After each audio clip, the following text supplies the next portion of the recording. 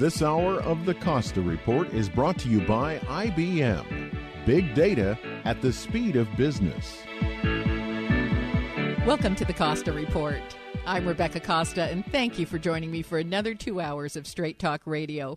I want to welcome members of our military who are tuning in over the internet, and also new listeners in the Boston and Chicago areas. Thank you for being with us today and for your many emails. In just a moment, author and popular television and radio host Thom Hartmann will be here to talk about his controversial State of the Union address.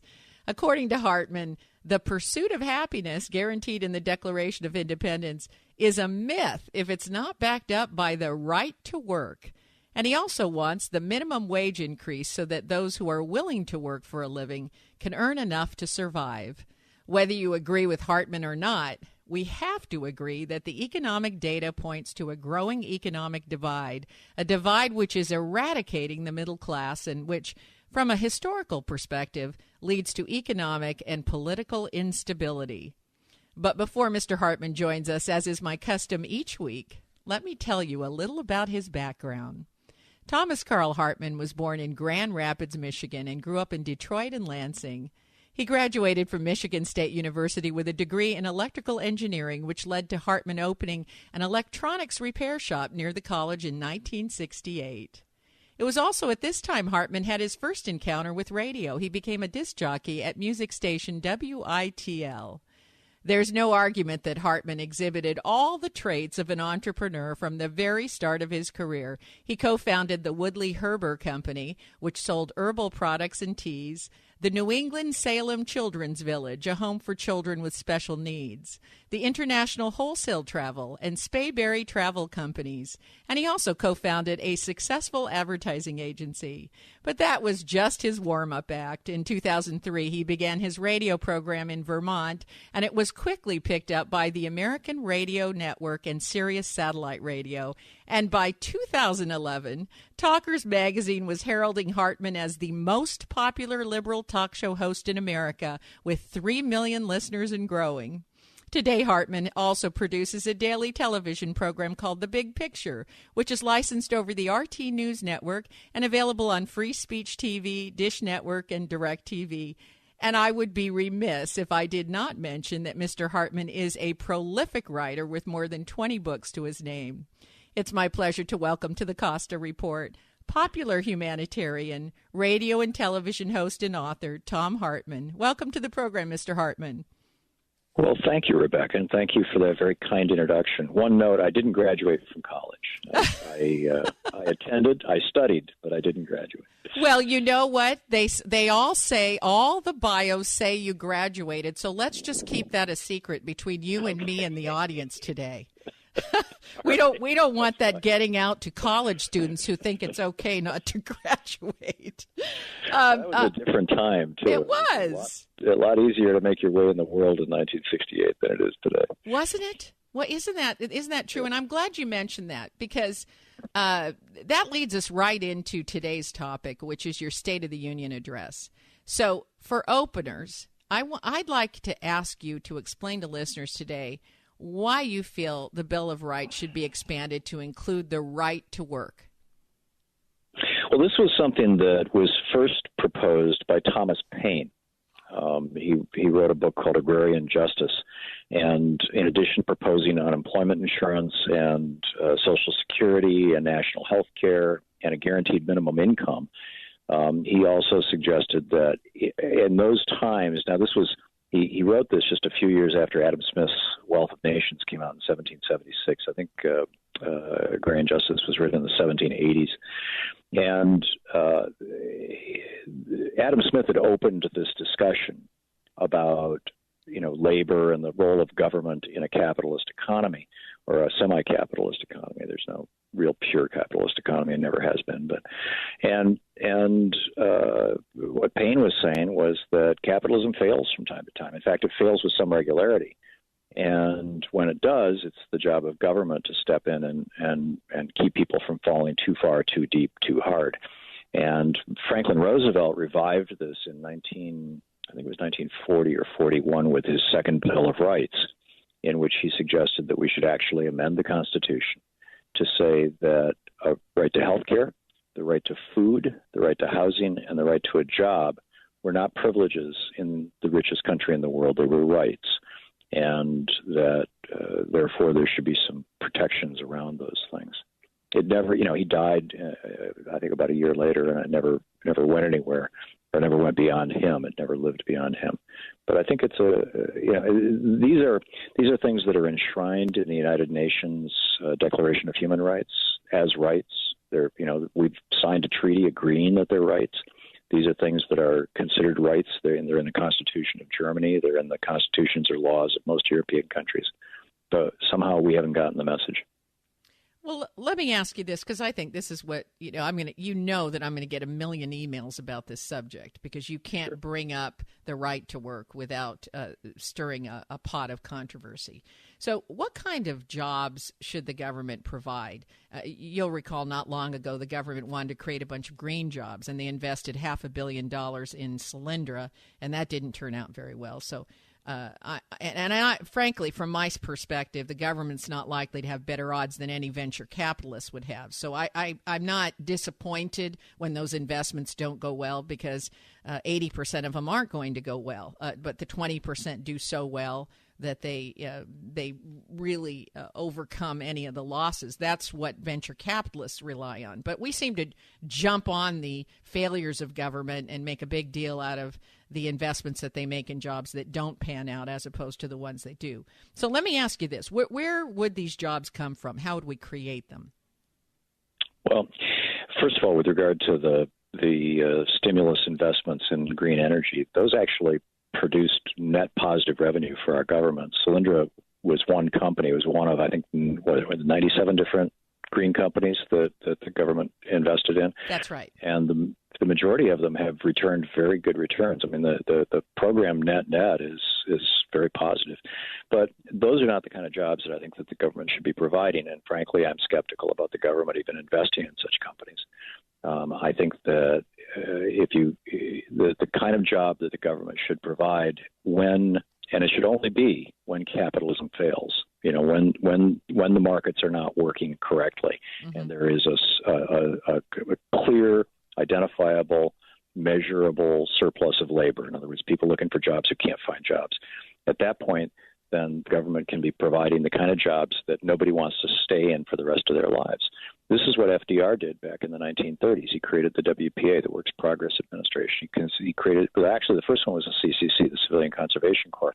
We had a terrible problem in the United States at that time with the Dust Bowl, and the Dust Bowl was the result of having first and second generation tillage of the Midwest, of busting up these large acreage grasslands and exposing the dirt. And it getting blown away. And so the solution to this was to plant a lot of trees. I mean, millions of trees. And they did that in the 30s, and it ended the Dust Bowl.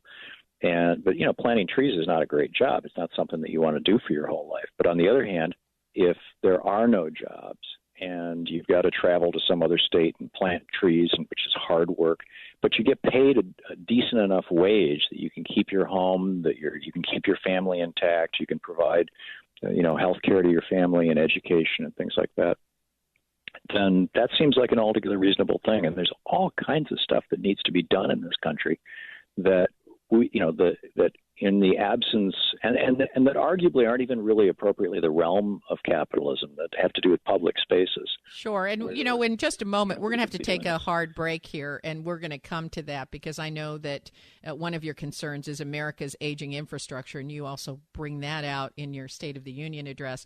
But I just want to make the point that when you're talking about the right to work, you're talking about a safety net. And I want to reiterate that it's when there's a surplus of labor, when unemployment is out of control, that you would like to see this program kick in. So now we're going to go ahead and take that break. And when we come back, we'll find out what Mr. Hartman has to say about our aging infrastructure and how that ties into the right to work. You're listening to the Costa Report.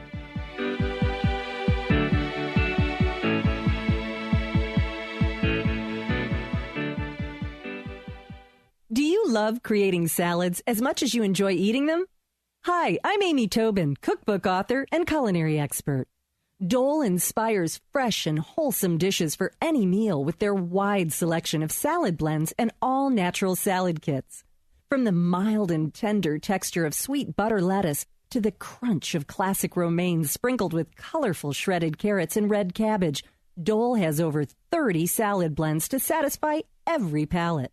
If you're looking for the ultimate in convenience, try Dole's unique salad kit combinations that include farm-fresh lettuces and vegetables, mouth-watering all-natural toppings, and specially made dressings. It's all you need to make a distinctively delicious salad. The possibilities are endless. Visit www.dolesalads.com for recipes and other ideas to feed your culinary imagination. Have you checked out the Costa Report blog yet? Well, what are you waiting for? There's no quicker way to find out what newsmakers are saying than the Costa Report blog at RebeccaCosta.com. It's where the former CEO of Apple and PepsiCo, John Scully, predicts where the next tech breakthroughs are going to come from. And also where Trent Lott explains why a GOP reversal of the Senate nuclear option will signal real change in our nation's capital. And the Costa Report blog is where you'll discover why Alan Dershowitz is worried that ISIS is adopting Hamas-like tactics. You'll find all this and more at the Costa Report blog. A new blog is posted every week, and they're short, pithy, and tell the unvarnished truth. Just go to RebeccaCosta.com to get the latest blog. That's RebeccaCosta.com. And while you're there, be sure to register for updates and breaking news. The Costa Report blog, bringing you the news the big networks don't and won't. I don't care what they say. If you own a business, you did build that. You faced the tough challenges and you made the smart calls. So if your business is growing and you need more space, make the smart call today. General Steel. Our buildings have been used around the world, saving our customers as much as half the cost and time of conventional construction. As much as half. If your need is for storage and manufacturing, sure, we're the best. But with our custom exteriors and designs, General Steel buildings are used as offices, churches, retail stores, and more. Imagine a 5,000 square foot building for less than $35,000, or even 10,000 square feet for an unbelievable price under $75,000. These are prices you just can't ignore on a building designed specifically for you. Make the smart call and call General Steel today at 800-98 Steel. Save as much as half the cost of conventional construction and own the space you need. Call 800-98 Steel. That's 800-987-8335. This is Alan Lundell, a.k.a. Dr. Future on KSCO Radio. 10 years ago, we bought a house out in Boulder Creek. It was a gamble because we love to be around bandwidth and power. We found the perfect house with incredible view, but no bandwidth or power. I was very despondent. I was reading Wired, and I ran across this Silicon Valley executive who lived in the Santa Cruz Mountains, and he claimed he had bandwidth. He was getting service from some group called Etheric Networks. So I gave him a call. Etheric put a dish on our roof, and boom, we suddenly had amazing bandwidth. It's been 10 years now. We've been very, very happy with their service. KSCO Residential Special. Residential service up to 10 megabits per second. Symmetric. That's up and down for $85 a month and $199 installation. With guaranteed minimum speeds and uptime, unlike our competitors. Etheric Networks. Call 650-399-4200. That's 650-399-4200. Etheric.net. That's ETHERIC.net.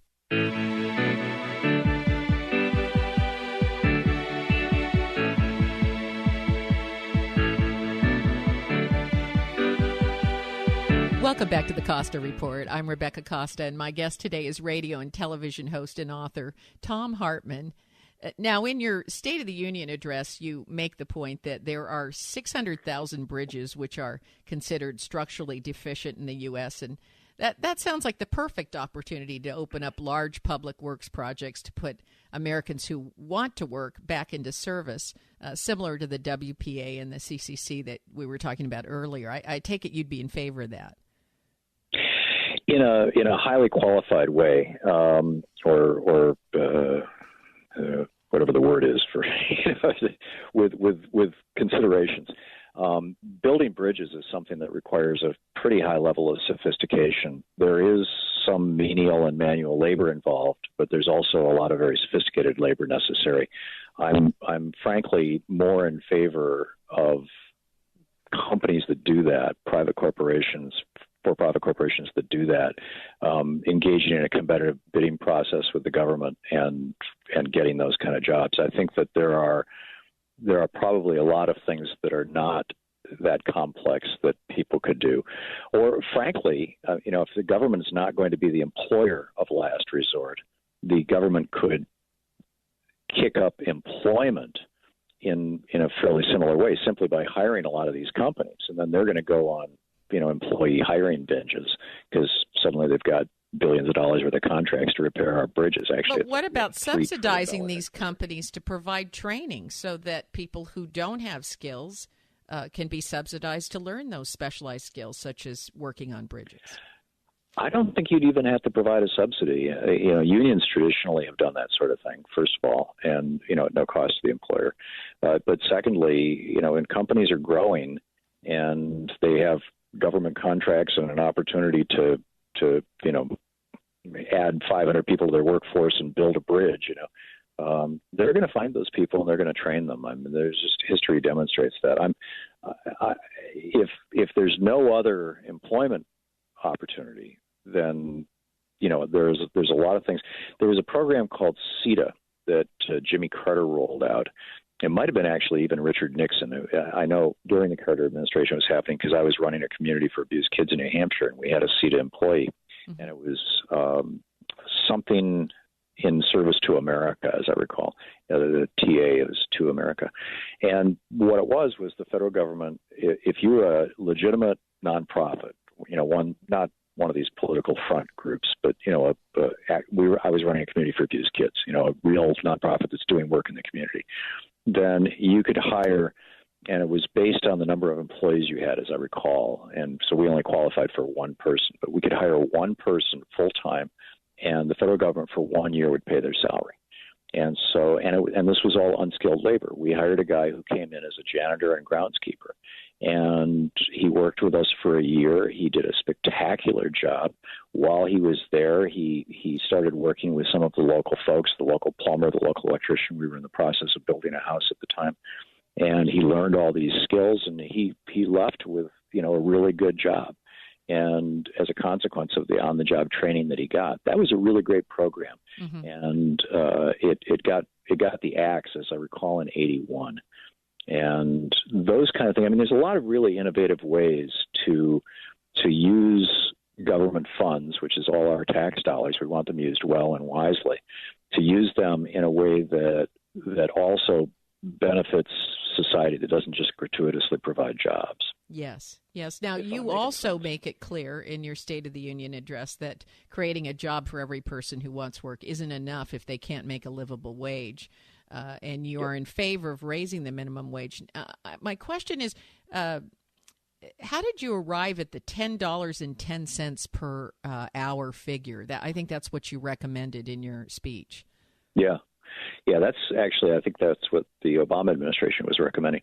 The reason for that number, first of all, there's a couple of other numbers that are good out there. $12.50 is what the minimum wage would be right now if it had been indexed to inflation since 1968. Yes. So we've seen an actual collapse in the purchasing power of the minimum wage. If people say, well, the minimum wage, those are entry-level jobs. I put myself through college on the minimum wage. Well, I put myself through college on the minimum wage. I worked at an Exxon gas station. I worked at Bob's Big Boy as a cook and as a dishwasher, and for one day as a waiter. Those were minimum wage jobs. And back then, with the minimum wage, you could pay tuition at Michigan State University. And so, if we just took the minimum wage up to $12.40, where it was at 68, that would help a lot. But the 1010 number is a really significant number, and that's because there are a number of industries in the United States that have developed a business model that really is based on gaming the system and having you and me, the taxpayers of the United States, subsidize them. And what they know is that if workers are working full-time and their income is still below the poverty level, then those workers qualify for food stamps. They qualify for aid to families and dependent children. They in many cases qualify for housing support, in some cases for transportation support, and they qualify for free health insurance through Medicaid. Mm-hmm. So they keep their wages low enough that their employees all qualify for these benefits. And this is where, the Center for Economic and Policy Research found that the average Walmart in the United States, every Walmart store, is costing us, including the local community, about $1 million a year, because that's how much we're subsidizing their employees with all these programs. We could radically dial back on the use of food stamps in the United States. We could radically dial back on the use of all the Medicaid, all these other things, if every employer in the country paid their employees enough that they no longer qualified for those benefits. And the magic number where you're paying people enough that they're no longer in poverty and they no longer qualify for food stamps is $10.10 an hour. I see. Now, so it blows up. What do you say to people who say that the minimum wage issue will take care of itself if the economy is booming and there's a shortage of labor? That's true. That's true. When and these are the cycles. These are the cycles that you see in a capitalist society, where you have tight labor markets and then you have very loose labor markets. The big problem that we have in the United States is that we had, at least right now, is that through most of the history of our country, we had fairly tight labor markets. We made things, we consumed the things that we made. The original, I lived in Atlanta back in the 80s when the first Walmart opened up down there, and the big banner out front was "Made in the USA." That was Sam Walton's slogan when he was still alive. Yes. But what happened was, from the George Washington administration, Alexander Hamilton pitched this in 1793 to Congress in his 11-point plan for manufacturers. Washington raised tariffs on imported goods, import taxes, up to about 30%. And we maintained that 30% tariff level literally from the George Washington administration until the Reagan administration. The Reagan administration started cutting it slightly, the Bush administration a little more, and then Clinton came along with NAFTA and GATT, the WTO, and slashed it horribly. And now it's around 2%. Now, other countries have also slashed their tariffs, but they've replaced their tariffs with something called a VAT tax, where manufactured goods are taxed at each stage in manufacture. And in Germany, for example, if a car is made in Germany, there's a 17% VAT tax built into that car. Right. So I'll tell you about it when we. Yeah. We're gonna have to take another break. The VAT tax is a value-added tax, and I think most people who travel are familiar with the fact that they can get that VAT tax refunded at the airports, and that's the same tax that we're talking about.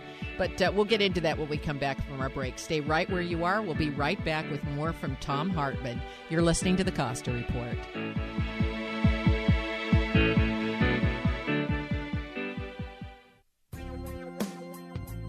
If you listen to the news today, you might come away with the impression that our biggest challenges are political and economic.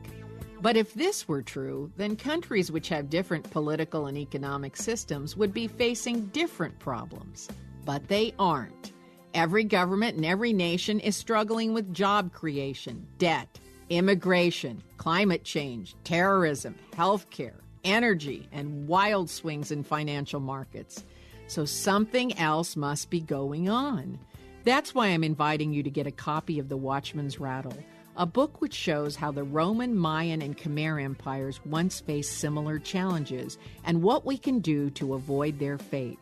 Visit RebeccaCosta.com today and get a copy of The Watchman's Rattle, because once you do, you'll never look at the world the same way.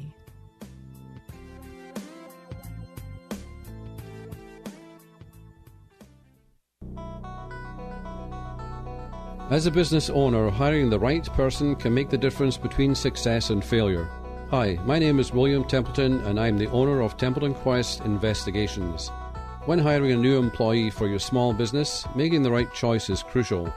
Templeton Quest is a local firm offering pre-employment background screening. Have confidence in knowing you've made the right decision. Templeton Quest will provide you with the facts you need to hire right the first time. See how affordable pre-screening is. Contact us for more information at 831-454-8853 or visit us at TempletonQuest.com. Templeton Quest is a full-service private investigation firm licensed by the state of California. We also offer a range of other general investigative services. California License 27096. Contact us at 831-454-8853 or TempletonQuest.com. Hello, I'm Tandy Beale, and I want to invite you to join us for the first monthly Saturday Family Concert Series at Santa Cruz Veterans Memorial Building. Great for kids, grandparents, and all in between. On Saturday, February 7th at 11 a.m., Grammy-nominated Linda Tillery and the Cultural Heritage Choir graces the stage with songs from the African diaspora, Haiti, Brazil, Georgia's Sea Islands, and the Deep South. Come join us. For more information, go to tandybeale.com. Coast Paper and Supply has been family-owned and operated since 1948. They have a wide array of products available, including brand name and eco-friendly cleaning supplies, paper goods, and compostable plates, cups, and cutlery. Whether your needs are for business or home, Coast Paper and Supply's friendly and reliable staff have what you're looking for. They even accommodate special orders. You can find them at 151 Josephine on River Street in Santa Cruz, Monday through Friday from 8 a.m. to 4:30, or call at 831-423-3350. Coast Paper and Supply is a proud member of Think Local First. We must have unity. We must open our hearts to each other. If I can open my heart and you can open your heart and we can learn to love, that's the miracle. That's the miracle. Love storm through your heart. Love storm through your mind. Love storm touching everyone you know. Starts with you and your little circle and your family. Starts at the counters in the stores. Starts when you're disappointed, when things don't seem to work out. Forgive somebody. Love somebody. Touch somebody. Give to somebody. Do it through the day. That's the love storm.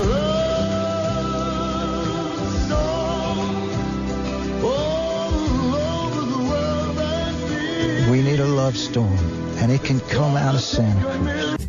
Remember America. Sundays, 10 till noon.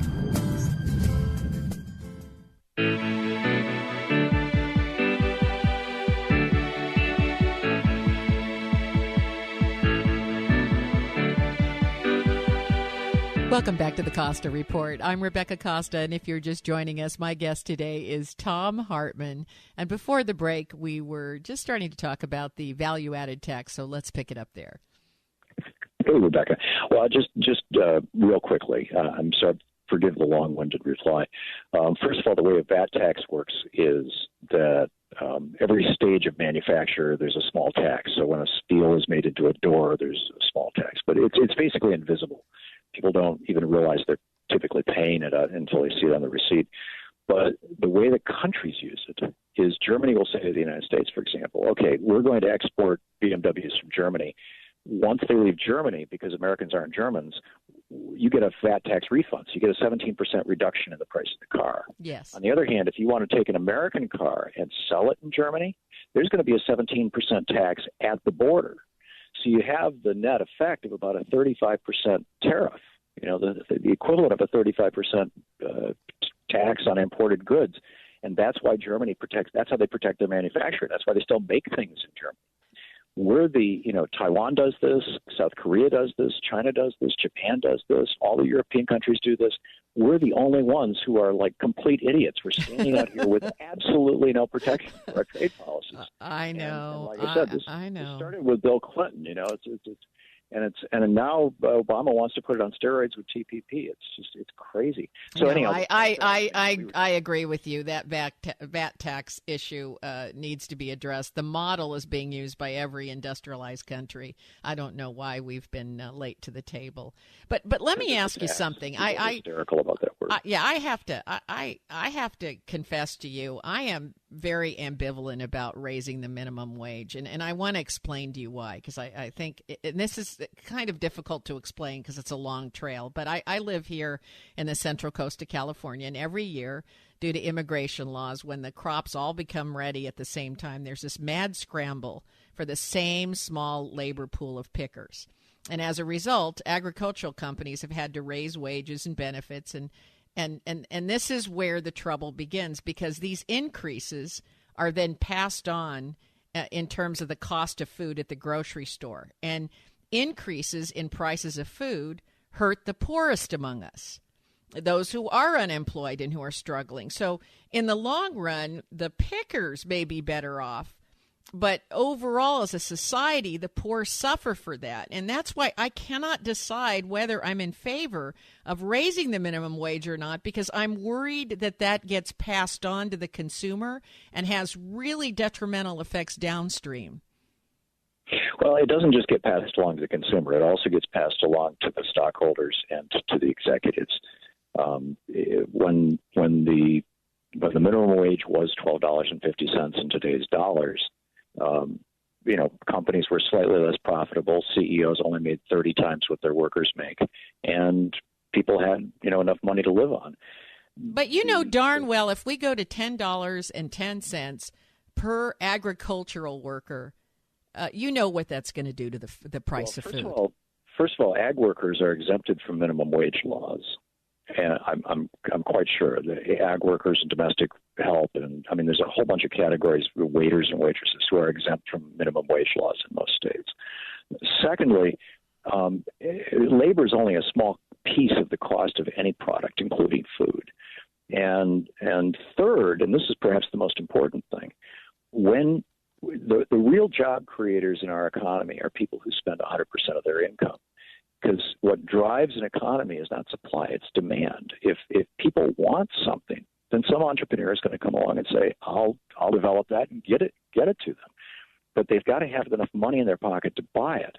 So when people at the bottom of the economic ladder make a little more money, they spend 100% of that money. That stimulates the local economy. Stimulating the local economy, they go to a restaurant, things like that. Money works its way out into other people's pockets. I could not agree with you more. I'm 100% in agreement. But even let's look at the carbon tax, which you also mentioned in your State of the Union address. These taxes can cause gas prices to increase, and then who gets hurt the most? The people who are driving old cars that suck up a lot of gas and are spending a disproportionate amount of their income on gas and auto maintenance of old cars. When we look downstream, further downstream, each of these measures tend to hurt the poorest in our poorest strata. First of all, just to close up the unemployment thing. The one thing I would add is that the minimum wage unemployment was the minimum wage was put into place in 1935. It's been raised over 30 times since then. If raising the minimum wage had ever increased unemployment or increased substantially the cost of goods and services in the United States, that year would be on the tip of the tongue of everybody at Fox News. As soon as you say minimum wage, they yell, "Oh, 1972! Remember what happened in 1972? It was such a disaster." Well, it has never happened. The minimum wage has been raised over 30 times, and every single time it simply stimulates the economy. It makes things better. So, But stimulate, okay, I understand that, but you also understand my point.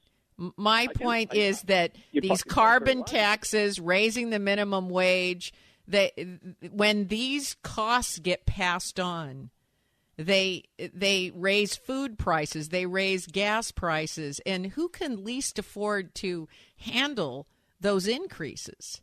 Those are the people that get hurt. Well, that's typically the talking point that you hear from oil billionaires is, oh, you don't want to increase the cost of oil. You don't want to tax oil or fossil fuels because poor people are going to get hurt. Every proposal I've ever seen that would increase the cost of fossil fuels has a tax credit associated with it, so that poor people at or below the poverty line, or people even, the last one that was proposed back about 5 years ago, it got out of the House, but it never got out of the Senate. It was if you made less than $60,000 a year, you were getting money back from the government to cover the cost, which was coming from that carbon tax. You would get that money back, so that your cost of gasoline doesn't go up. And so that cost, now granted, that cost will be borne by things like airlines and delivery companies and whatnot, and it'll echo through the economy in slightly increased prices or slightly decreased profits for these companies or slightly decreased wages for their multimillionaire executives. Right. But there are ways to mitigate the harm and they're fairly straightforward. We've been doing them for years and years and years while you're advancing the benefit of it. Yeah. Well, you're right about that. If it didn't work, then there would be people that were jumping all over that. What do you say, Tom, to people who say, we just want government to protect property and provide oversight and let the free market? Yeah, the free market isn't perfect, but just let it take care of this stuff. I say there's no such thing as a free market. That's like saying I want to play in a free football game. No, I'm serious. In order to play a football game, you have to have a field, you have to have goalposts, you have to have yard markers, you have to have referees, you have to have rules, and everybody has to agree to play by those rules. Markets are set up the same way. Markets, we have a stable currency that's regulated by the Fed and by the Treasury Department. You have the ability to borrow and to invest, both sides of that equation. Both are protected by agencies like the Securities and Exchange Commission, so people can do it with confidence. You've got audit trails and rules of the road. These are all defined by government. They're all defined by law, and they're different from country to country. But there is no such thing as a free marketplace. It's a complete canard.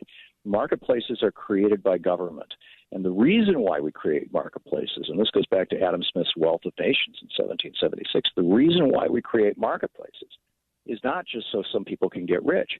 We create marketplaces because it's one of the best ways to advance the public good. So then you have to ask yourself the question, is this particular marketplace, the way it's being run with this particular set of rules, advancing the public good or hurting the public good? And I think you could build a strong case that a lot of the dislocations in the American economy right now, the monopolies that we see, are hurting the public good. Our too-big-to-fail banks are hurting. Well, I think we'd be hard-pressed to argue with you that the public good is not being served at this particular moment in time. Now, we have to take our final break. We'll be right back after these important messages from our sponsors. You're listening to the Costa Report.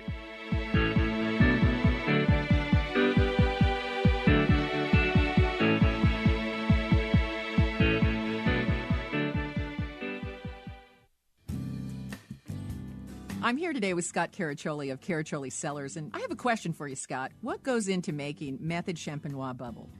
It's a process that's really defined by the French government that we've taken and enacted into our wines, which really drive the quality of our sparkling project. So this is a process that the French government defines pretty specifically, and you remain faithful to that? Yeah, 100%, and in some places we push it a little bit. Now, how do the bubbles translate on the palate? It really gives you that vehicle, that mousse for the character of the sparkling wine, carrying the fruit and the complexity. It's the expression of the wine. To find out more about Caraccioli wines, visit us at www.caracciolicellars.com or stop by our tasting room in downtown Carmel, California. That's Caraccioli Cellars, Caraccioli, Cellars. Come taste the difference. If you're wondering what to do with all that data you're creating, do I have an offer for you? Tableau is drag-and-drop software that people of any skill level can use to analyze and turn data into something actionable. That's right, I said actionable. And isn't that what all that data is for? With Tableau, you can connect to any data in virtually any format and visualize it on the fly. Databases, spreadsheets, even big data sources are instantly combined into usable charts, graphs, reports, and dashboards. People can analyze data and drag and drop at 10 times the speed of a traditional business intelligence system. But the most impressive thing about Tableau is that anyone can use it. And just to prove the point, you can get a free 14-day trial from Tableau just by mentioning you heard this ad. But do it now, because this offer won't last. For your free 14-day trial, visit Tableau at tableau.com/Costa. That's tableau.com/Costa. Tableau software. What's your data trying to tell you? The original Stagnaro family has been in business since 1879. The Stagnaro name stands for quality, quantity, and great service. The family's Gilda's restaurant on the Santa Cruz Municipal Wharf is still the fishing headquarters of the Santa Cruz area. It's where fishermen gather each morning for coffee and breakfast before heading out on the bay. Stop by Gilda's and say hi. Dino looks forward to meeting you at Gilda's on the center of the Santa Cruz Municipal Wharf.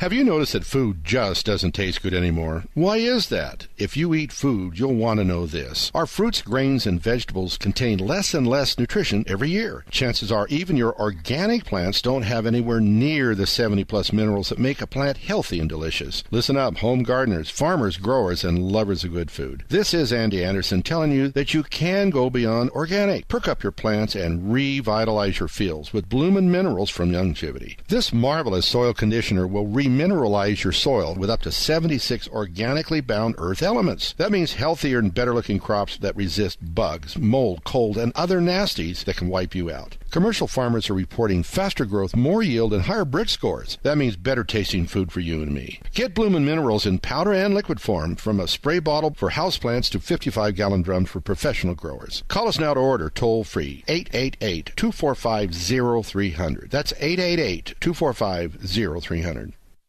This is Steph. This is Rob. Join us for Out in Santa Cruz Saturdays at 7 p.m. as we bring you the hottest LGBT topics and guests of the week. It's fun, it's fabulous, and we don't shy away from controversy. Visit OutinSantaCruz.com for past shows and more.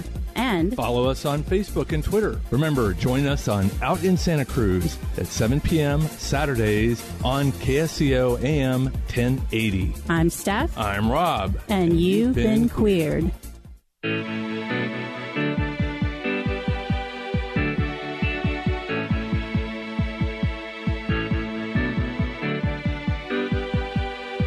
Welcome back to the Costa Report.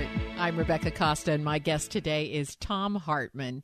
Now, I can't let you go without asking you about another issue that you raise in your State of the Union address, and that's the Supreme Court Citizen United ruling, which determined that it was unconstitutional to limit campaign contributions of unions, organizations, and companies because that was the equivalent of limiting their right to free speech. Is that right? Yeah, although the court, if you read the decision, they actually never said that it was limiting their right of free speech. They said it was limiting our right to hear their opinion. And therefore, that was a form, we were on the receiving end of free speech, and we should have the right to get that. That was the rationale of Citizens United. Right. We should be able to hear their free speech. Correct. Yes. Yes. And you make a point that that ruling has opened the door for too much business influence in governance. Yeah, and not just business influence. There was a study out of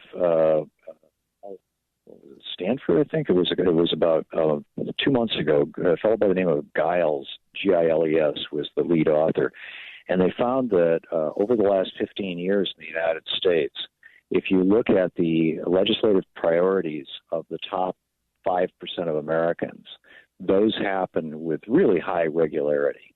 If you look at the legislative priorities of from the 10th percentile to the 90th, in other words, the middle 80% Americans, the probabilities of their getting what they want done legislatively were equivalent to random noise. In other words, our legislators are not listening to anybody except the people who are writing checks to them. And that's not a democracy. That's an oligarchy. That's not what the founders had in mind.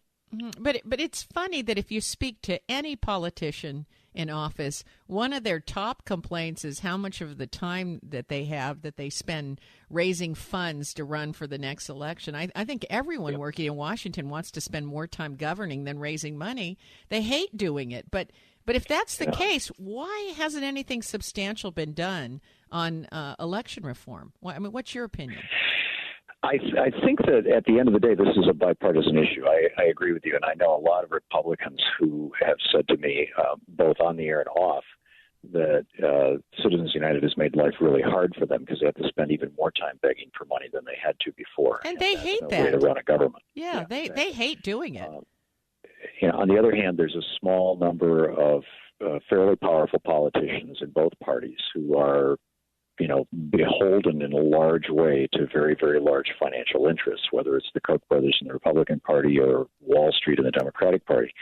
And we need to get their self-interest out of the way. But I just, the two principles that the Supreme Court put forward, the first was in their Buckley decision in 1976.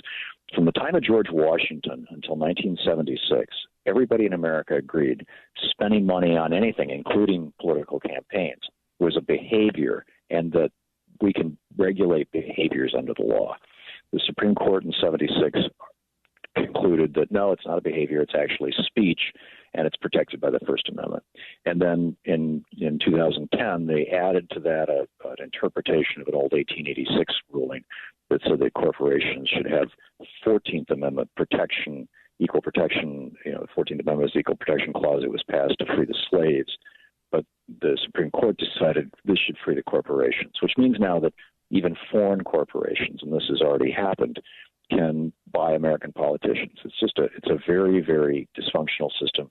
No other developed country in the world has anything close to it, and it's producing really bad outcomes politically for both sides of the aisle, for everybody from Tea Partiers to progressives. Let me pick your brain here. How would you propose we start separating government and these special interests? I would suggest that we amend the only way you can get around a Supreme Court ruling is to amend the Constitution, and it's been done a number of times. I would suggest that we amend the Constitution to say that money is not speech and that corporations are not natural persons. They don't have the rights of human beings. And then once that's done and the Supreme Court isn't there to knock down your rulings, Congress could go back to, starting in 1973, after all the Nixon scandals, they passed a lot of really good campaign reform, mostly transparency laws. And then, there have been others added. I mean, John McCain is the great champion of this, McCain-Feingold, and which was struck down by Citizens United. And the other one that was struck down by Citizens United was passed in 1907 by Teddy Roosevelt, the Republican Roosevelt. And that was the Tillman Act, which made it a federal felony for corporations to give money to politicians running for federal office. And, we've always regulated this until the last 5 years. And just in those 5 years since Citizens United, we've seen the cost of an election go from under $1 billion to now they're talking $5 billion for the next election. I mean, who can possibly play in that sandbox outside of just a few thousand people in the United States?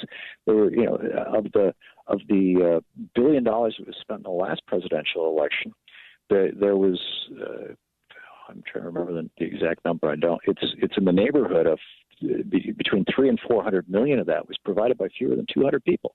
Mm-hmm. I mean, that's not a democracy. Mm-hmm. And we also have the problem in the media of, not having any more of a Fairness Act. They recently ruled that organizations are allowed to buy time for candidates, and that doesn't fall under any kind of oversight. And television stations are not required to give candidates equal time, the opposition equal time, if it's purchased time by an organization. Yeah, and that's sticky. Yeah, I remember in '87 when Reagan ended the Fairness Doctrine, thinking, this is going to be interesting. I think that we can do without equal time rules. Although if Maine and Arizona both had public funding of their elections, and it was working really well in those two states. And you had a bunch of people who were just like average workers, or in the case of Arizona, there were several women who were housewives, who weren't working outside the home, who ran for public office, right, and got elected. And then the Supreme Court struck them down. They said, these are unnecessarily restricted, using state money for elections, this should be private money. There's this kind of bizarre theory going on at the Supreme Court that I think is disconnected from political reality. I agree with you. I think they are disconnected with what the repercussions are of these rulings, and so far they have not been good. Unfortunately, we are out of time, but before we say goodbye, I want to take this opportunity to thank you for your State of the Union address and also for your humanitarian service. Thank you, Mr. Hartman. Well, thank you, Rebecca. You asked the best questions on that show. Well, I'm a big fan of your show as well, and I'm glad we had this opportunity to talk. Come back anytime. Thank you very much. If your station is leaving us after the first hour and you have a question or a comment to make about our interview with Thom Hartman, you can email me at RebeccaCosta.com or drop me a note on Facebook, Twitter, LinkedIn. And if you joined our broadcast late today or missed the interview with Thom Hartman, you want to listen to what our previous guests also had to say, remember you can always download episodes of the Costa Report from our website, Apple, iTunes, Podbean, and our new YouTube channel. And you'll also find our radio blog posted every every week on our website, the blog captures the headline news story from every single interview. So if you ever have to miss a program, and I hope you don't, you can read the blog and stay informed. For instance, the blog for our interview last week with Senator Phil Gramm is already posted on the website. All you have to do is click on the word blog at the top of the homepage, and it'll pop right up. And speaking of staying informed, the staff at the Costa Report does a terrific job of updating the website with new articles, interviews, videos, book reviews, and book suggestions. So visit our website at RebeccaCosta.com and have a look around. It's easy to remember. The website is myname.com. And while you're there, be sure to register so you receive our email blast that announces who the program guests are for the upcoming month. Just go to RebeccaCosta.com to register your email address. My guest next week is Mr. Joseph Califano. You have not heard from him for a while. He says that President Johnson passed hundreds of laws during his term in office, and there is no reason Congress and the White House can't be just as prolific today. Find out what former Secretary of Health, Education, and Welfare Joseph Califano knows that we don't. I know I'm looking forward to finding out. He was one of President Johnson's closest confidants, and he says today we're still living under the Johnson administration. That's hard to believe, isn't it? That's Joseph Califano next week on the only news program that puts policy ahead of politics. Now stay tuned for a second hour of Straight Talk Radio. You're listening to the Costa Report.